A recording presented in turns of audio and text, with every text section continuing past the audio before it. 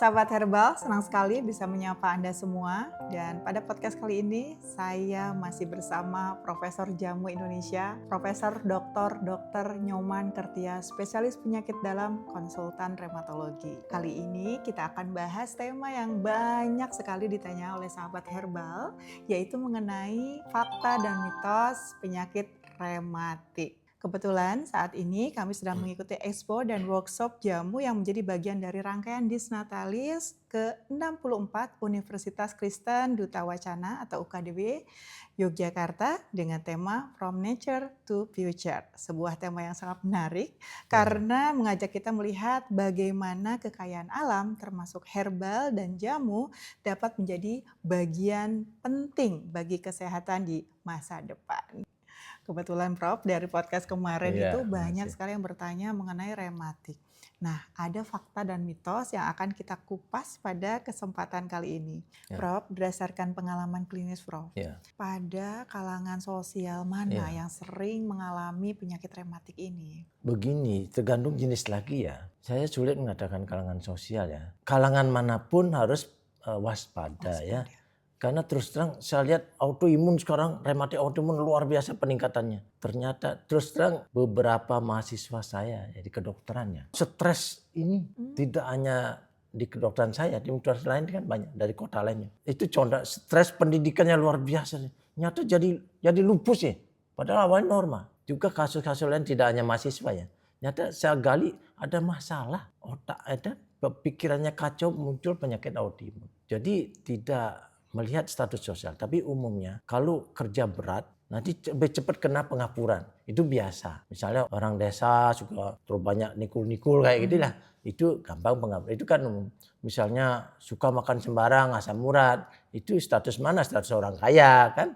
Makanya di Eropa bilang penyakitnya raja-raja kan.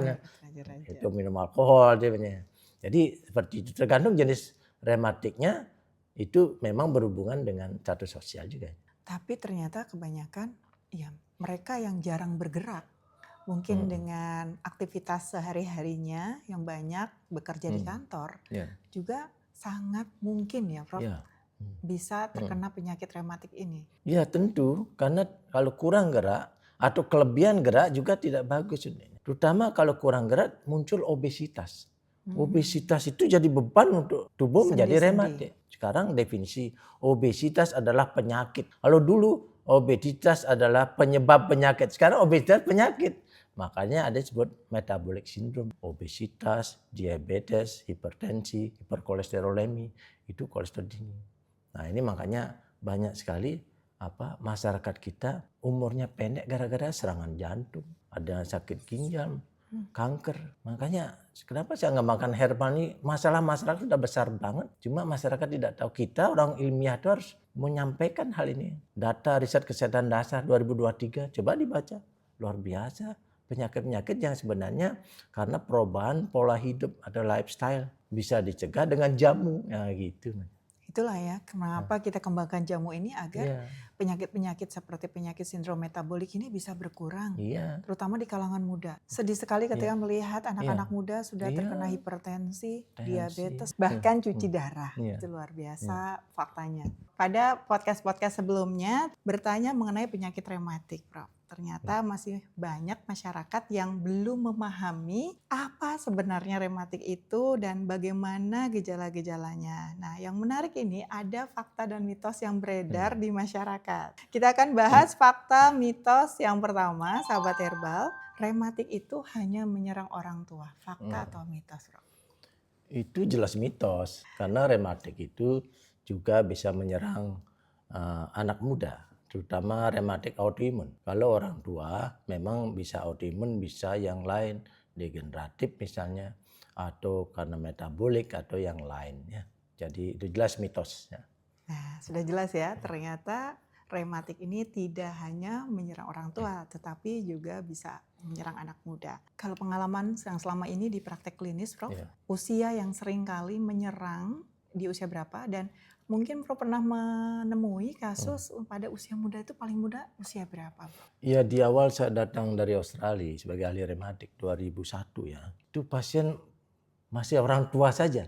Karena mereka mungkin tidak tahu ternyata ada ahli rematik. Nah, Setelah lama-lama, sekarang justru imbang. Anak muda sama orang tua imbang dia. Jadi kita bisa bayangkan betapa banyaknya penyakit autoimun sekarang. Dan saya juga menangani autoimun juga. barangkali dulu-dulu Hmm. banyak orang beranggapan bahwa rematik ini hanya terjadi pada orang tua. Ya. Mereka belum paham mengenai gejalanya dan juga tidak tahu harus konsultasi ke siapa Iya, ya Prof. itu, Jadi ya. banyak kasus-kasus yang tidak diketahui Iya, begitu ya iya. Prof ya. Oke, menarik ini. Lanjut Prof ke Ya. mitos yang kedua. Apakah semua nyeri sendi pasti rematik? Nah, itu fakta atau Iya, mitos iya. sebelumnya? Itu pasti mitos juga ya. Jadi karena apa? Nyeri sendi itu banyak sekali penyebabnya. Memang salah satu saja rematiknya. Misalnya orang trauma habis jatuh kan nyeri sendi juga. Atau misalnya suatu kanker bisa juga. Atau penyakit yang lain. Jadi banyak penyebab nyeri sendi ya. Kita sebagai ahli rematik mesti mengetahui dari gejala saja ini mestinya ke arahnya ke rematik. Ini bukan rematik itu. Seorang ahli rematik demikian. Baik Prof, kalau gejala yang paling khas dari penyakit rematik itu apa Prof? Ya rematik itu kan macam-macam. Kalau rematik yang jenis inflamasi atau meradang seperti apa lupus misalnya, rheumatoid-arthritis, skleroderma, asam urat itu pasti nyeri sendinya yang dominan.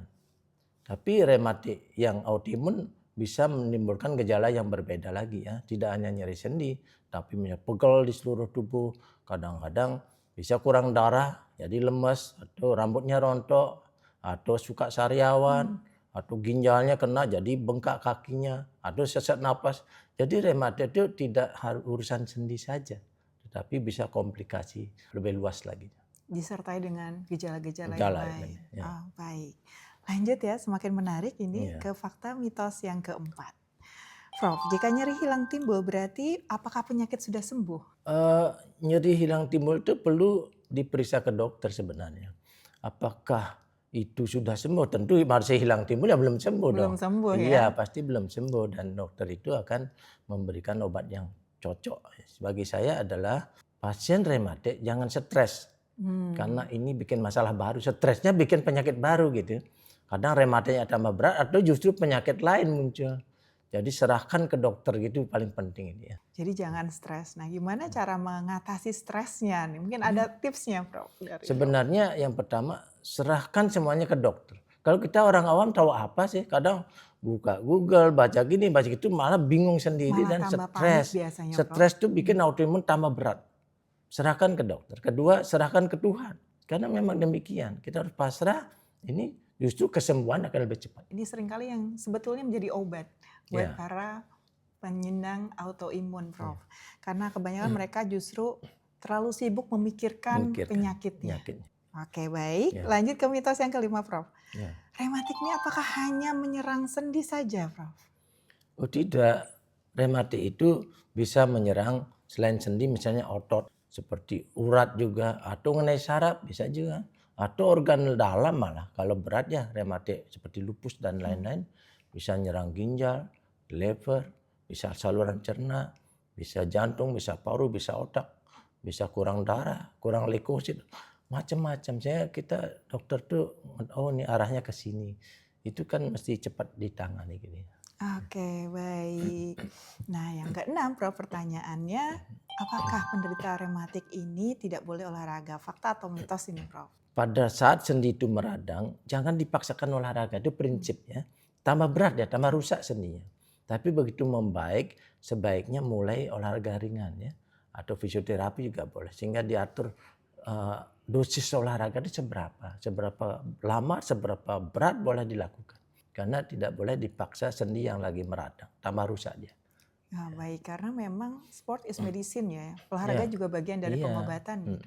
Jadi memang harus dikonsultasikan berapa frekuensinya dan juga dosisnya. Terutama kan itu bisa berenang itu menarik gitu. Karena berenang itu tidak beban bagi tubuh kita. Terutama yang kena dengkul, yang kena lututnya.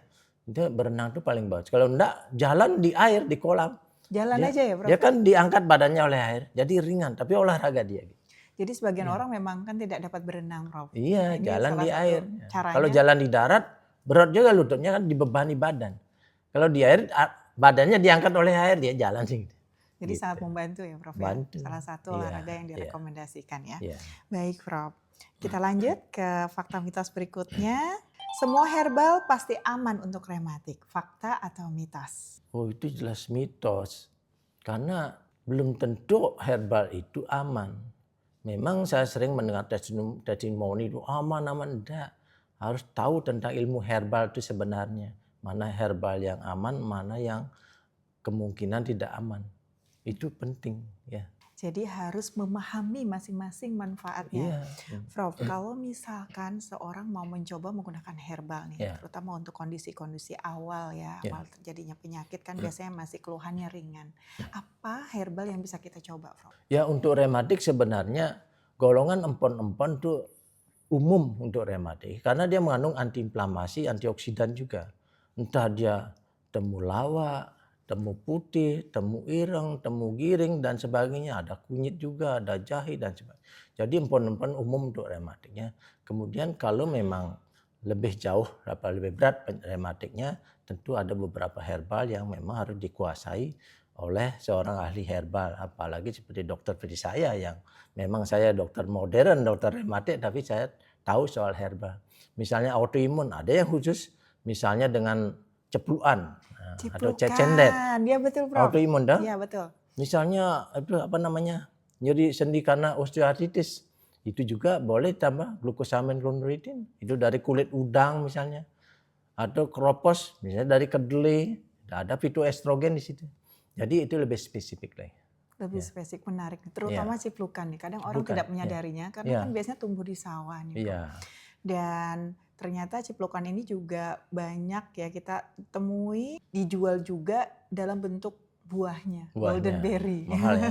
Mahal, itu mahal Prof. Iya. Tapi menarik karena memang saya juga baca beberapa jurnal mengenai ciplukan ini sudah banyak diteliti uji preklinis dan uji klinisnya mengenai kegunaannya untuk autoimun. Apabila sudah menggunakan uji klinis biasanya menggunakan ekstraknya Prof ya. Sudah banyak ditemui ekstrak ciplukan, jadi bisa digunakan ya untuk mengatasi, membantu, mempercepat penyembuhan ya. Tapi kalau ekstrak itu kan dosisnya tercapai sesuai dosis terapi ya. Dosis terapi. Dan bisa diukur berapa kita butuhkan. Tapi kalau rebusan kan biasanya agak rendah dosisnya. Betul. Ya itu, dan juga seberapa zat berkhasiatnya diperlukan sulit dengan rebusan. Tapi monggo kalau di masyarakat rebusan silakan.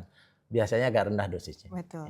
Nah, untuk mencapai dosis terapinya itu tentu ya kalau misalkan kondisinya perlu diberikan terapi yang efektif untuk misalkan mengatasi gejala autoimun tersebut, ya tentu akan diberikan advice yang harus mencapai dosis terapinya begitu ya Prof ya, seperti dengan penggunaan ekstrak, diantaranya adalah ekstrak ciplukan. Saya banyak tuh pasien-pasien saya berikan ekstrak ciplukan. Oh iya Prof, gimana? Karena Prof, saya dokter kan harus pakai ekstrak. Betul. Sehingga saya tahu dia butuh dosis berapa, kan begitu. Dan bisa dievaluasi ya Prof.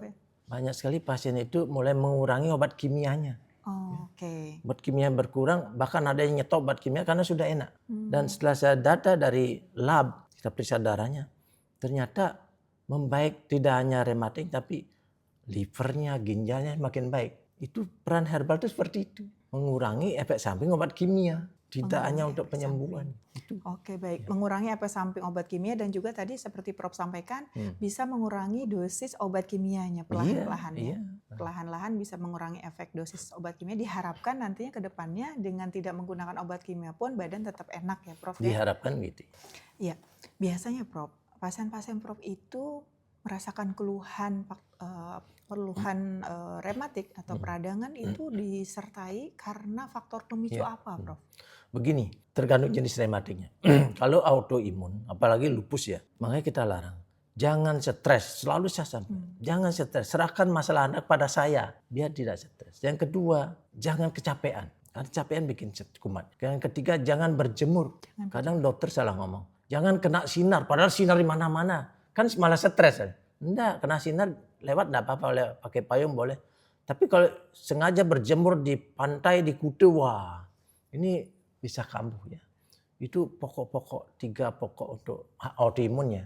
Tapi kalau misalnya rematik jenis lain, misalnya pengapuran atau osteoartritis, itu jangan banyak jalan. Turunkan berat badan, olahraga berenang atau nyepeda, itu lain lagi. Kalau asam urat, jangan makan yang enak-enak gitu. Ini, jadi seperti itu kadang ya lucu. Terus makan apa? Yang makannya tidak enak. Kacau. Iya, baik. Jadi tergantung penyakitnya itu ya Prof yang harus Iya. dipahami ya. Baik. Lanjut fakta mitos berikutnya. Rematik disebabkan oleh terlalu banyak asam urat. Nah, ini banyak salah kaprah di Iya. masyarakat. Jangankan orang awam, dokter, saya punya penelitian sama murid saya. Ternyata dokter itu sering salah mendiagnosis. Ini asam urat gitu. Padahal bukan. Jadi tidak selalu karena asam urat. Asam urat itu khas biasa. Kalau pertama kali menyerang biasanya menyerang di sendi-sendi pangkal jari kaki atau daerah kaki lah. Di pergelangan kaki itu paling suka dia. Kemudian khas sekali kenapa? Karena begitu serangan, wah sakitnya bukan main dan merah sampai panas badannya. Itu ya ciri asam urat. Tapi kalau sudah berkali-kali serangan nanti lama-lama benjol-benjol di mana-mana jadinya. Itu asam urat. Oh ya, jadi jangan sampai salah lagi mana asam urat, mana Iya. rematik. Oke baik Prof, ini adalah fakta mitos yang terakhir. Rematik pasti membuat seseorang cacat. Tidak pasti. Makanya begitu ada gejala rematik pegal ini sebaiknya ke dokter. Sekarang ahli rematik banyak jarang dan nyebar ya.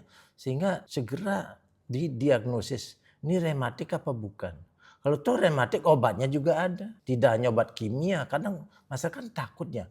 Saya sudah umur segini minum obat kimia, ginjal saya jebol nanti kan betul. Makanya kita seperti saya ini mengembangkan obat herbal agar lebih aman. Dan ini bukan testimoni gitu, tapi saya punya penelitian bagaimana menggunakan herbal yang aman, yang berkhasiat yaitu. Jadi penggunaan herbal juga harus diawasi ya Prof ya, terutama pada penyakit-penyakit kronis seperti rematik ini. Iya. Oke baik. Prof, yang paling berbahaya dari penyakit rematik itu ternyata bukan nyerinya ya, melainkan peradangan yang terjadi diam-diam merusak sendi dari waktu ke waktu.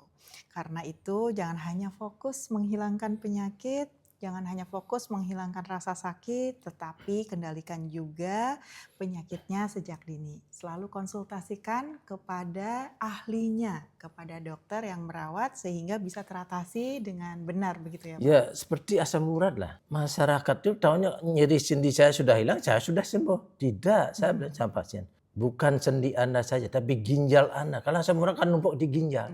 Nanti Anda cuci darah, turunkan asam urat. Jangan makan sembarang. Minum obatnya teratur.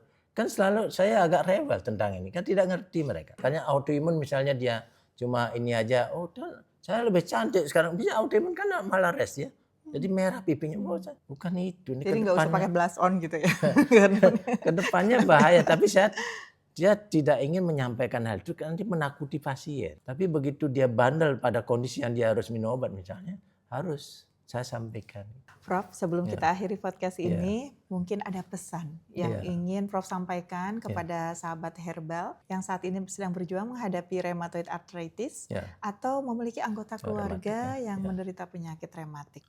Mulai dari pertama, untuk autoimun tentu pertama gimana kita namanya hidupnya mesti ada bebannya, tapi gimana kita tidak stres. Tidak stres tentu pasrah kepada Tuhan, pada dokter itu ya. Kedua, jangan sampai kecapean ya. Sampai kecapean. Kemudian jangan sampai terlalu banyak terpapar sinar matahari ya. Kalau ya silakan kalau normal boleh kita ke pantai itu boleh saja. Tapi kalau mulai ada bakat atau gejala lebih baik dikurangi.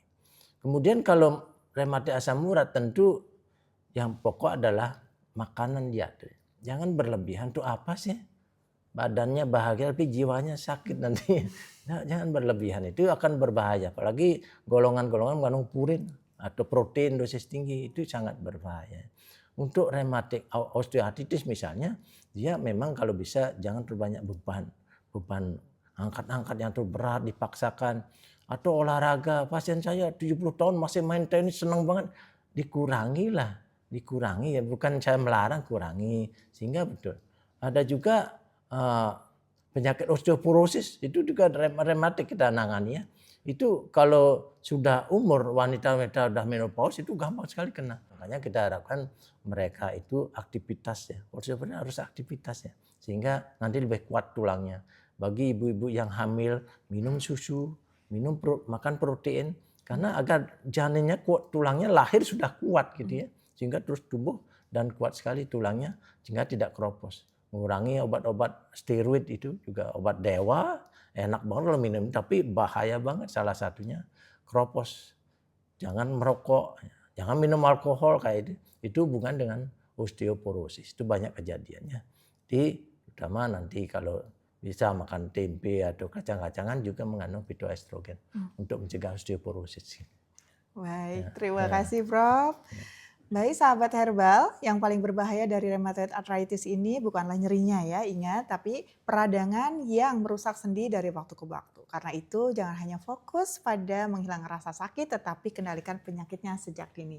Baik, saya Dr. Yanti Herbal bersama Profesor Jamu kita, Prof. Nyoman Kertia. Undur pamit, sampai jumpa di podcast berikutnya dari UKDW Yogyakarta. Sampai jumpa.